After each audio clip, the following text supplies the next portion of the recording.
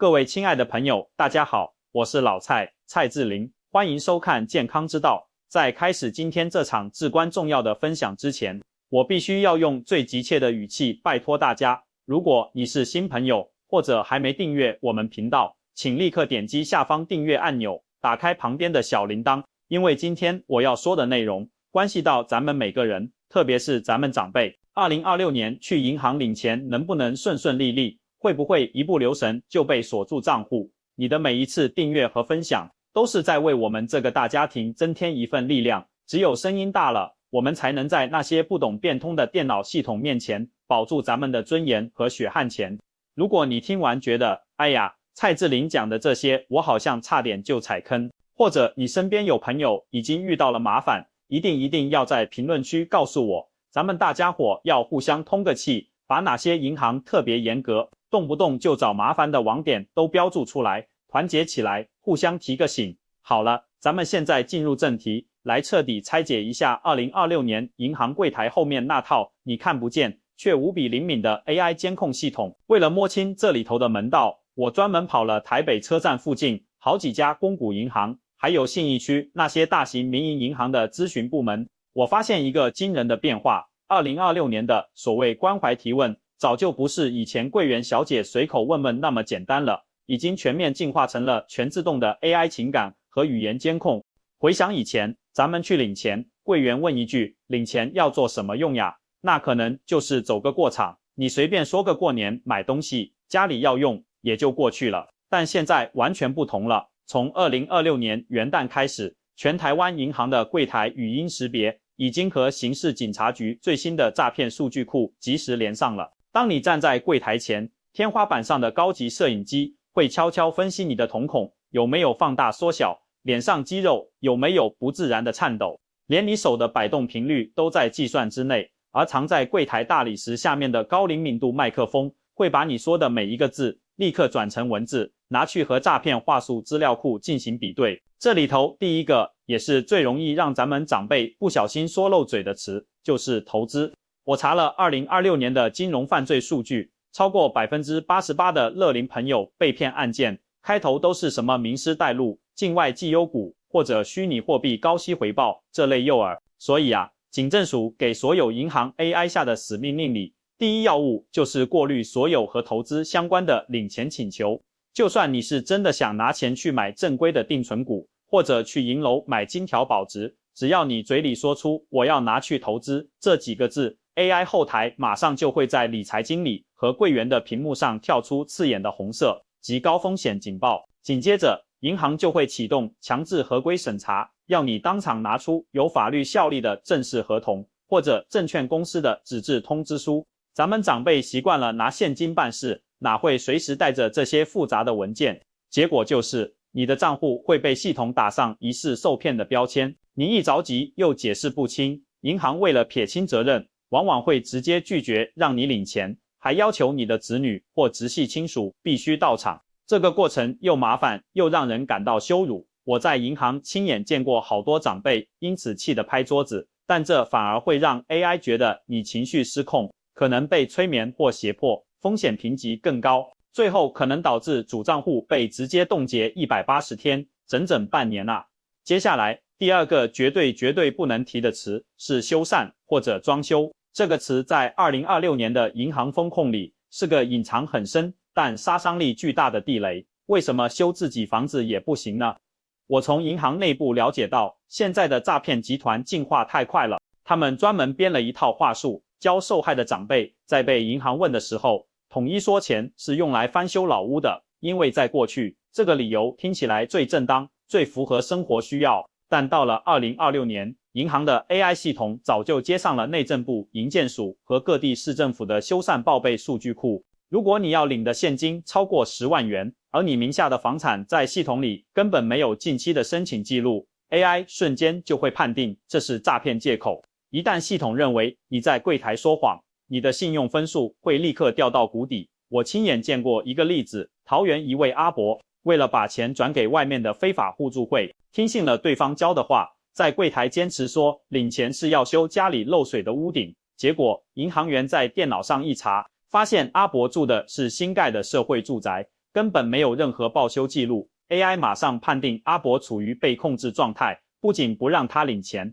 还把他名下所有的金融卡都锁了。最后，阿伯不但没领到钱给孙子包红包，连平常买菜、缴水电费都不能用卡，还得让在美国的儿子专门请假飞回来办理解冻，真是赔了夫人又折兵。除了这2个关键词，我还要重点提醒2026年银行新规里的第3条隐形红线，那就是有陌生人陪着一起领钱。现在的柜台 AI 摄影机具备 3D 空间感应和社交行为分析能力，如果你排队时身边一直站着一个不是家人的理财顾问、热心邻居或者新认识的忘年交，并在你办理的关键时刻老是跟你交头接耳，指点你怎么做， AI 系统会立刻捕捉到这种不正常的互动，判定这是高度可疑的胁迫提款或人头账户转移。就算你一直跟柜员保证这是朋友，是来帮忙的，银行在2026年的严格规定下，也必须启动勒令保护程序，把你请进单独的密闭面谈室。这个过程通常会联系警方线上核查，加上长达1小时的各种背景询问，不仅耗尽你的体力耐心，那种压抑气氛更容易让你在回答时出现逻辑漏洞，导致原本正常的领钱要求被永久拒绝。我教大家一个最实在、最硬核的技巧，凡是05万元以上的现金，最好自己一个人去。在2026年，这种高科技天网监控下，任何多余的人际互动，在机器眼里都是潜在的犯罪证据。我们领的是自己的辛苦钱，何必带个旁人来增加自己被锁卡的风险呢？说到这里，我得帮大家整理一份2026年去银行领钱的安全通关话术指南。既然投资和修缮不能说，那我们该怎么讲才能最快最安全，不触动 AI 警报呢？我分享3套经过全台多家银行实测，被认为是绿色通道的真实生活理由。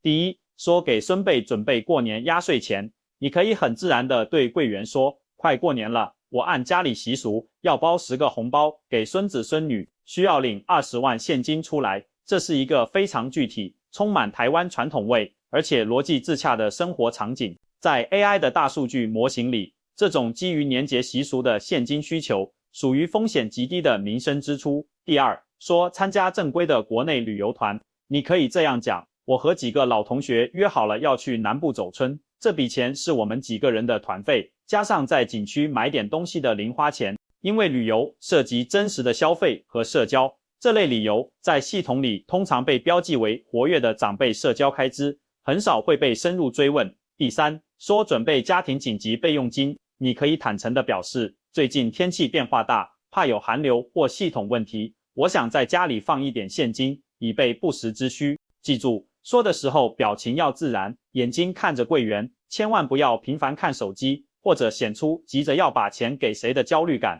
这种淡定的姿态，恰恰是避开 AI 风险评分的最佳护身符。我还要重点提醒大家，2026年 ATM 的一个巨大变化，现在的自动柜员机已经全面强制开启了高级人脸动态扫描。如果你为了防晒戴着大口罩、压得很低的帽子，或者遮住大半张脸的墨镜去领钱，机器在2026年是无法完成交易的，它会一直提示识别失败。如果你是超过3次，系统为了防止有人戴面具盗刷，会自动吞卡，并立刻锁住你的账户。我建议各位朋友在走进银行大厅或靠近 ATM 的前10米，就先摘下墨镜和帽子，整理好口罩。现在的系统会比对你好多年前开户时存的照片。如果你的样貌因为年纪或手术改变很大，我强烈建议你过年前抽空去柜台更新一次数字影像。这个小小的未雨绸缪，能为你省下后面数不清的麻烦和口舌。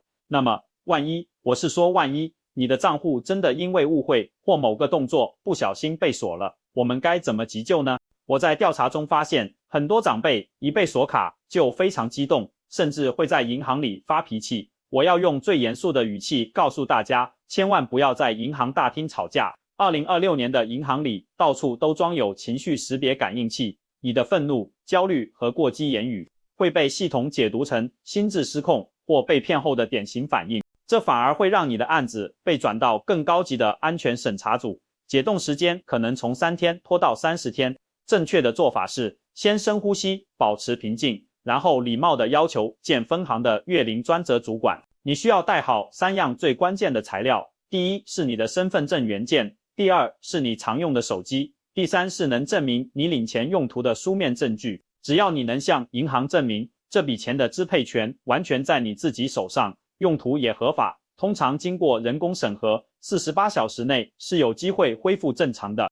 我总是说，我们要用智慧去应对科技带来的枷锁，而不是用情绪去硬碰硬。我在这里建议大家尽量不要在家里放超过5万元以上的现金。2026年的数字台币试点已经很成熟，我们可以多用乐龄专属的手机转账工具或电子存折，来避免实体现金带来的各种合规风险。这个转变虽然有点难，但确实是保全资产的必经之路。我想告诉屏幕前的每一位老朋友，晚年生活的幸福和尊严，往往就藏在这些细节的应对里。咱们这辈子经历那么多风浪，见证时代变迁，难道还学不会这几个去银行办业务的小秘诀吗？我建议大家看完之后，今晚就去检查一下自己的提款卡。2026年，很多老旧的磁条卡已经彻底淘汰了。如果你的卡感应不灵，或者卡面磨损严重，请务必趁现在年轻人还不多，赶紧去银行换最新的生物识别芯片卡。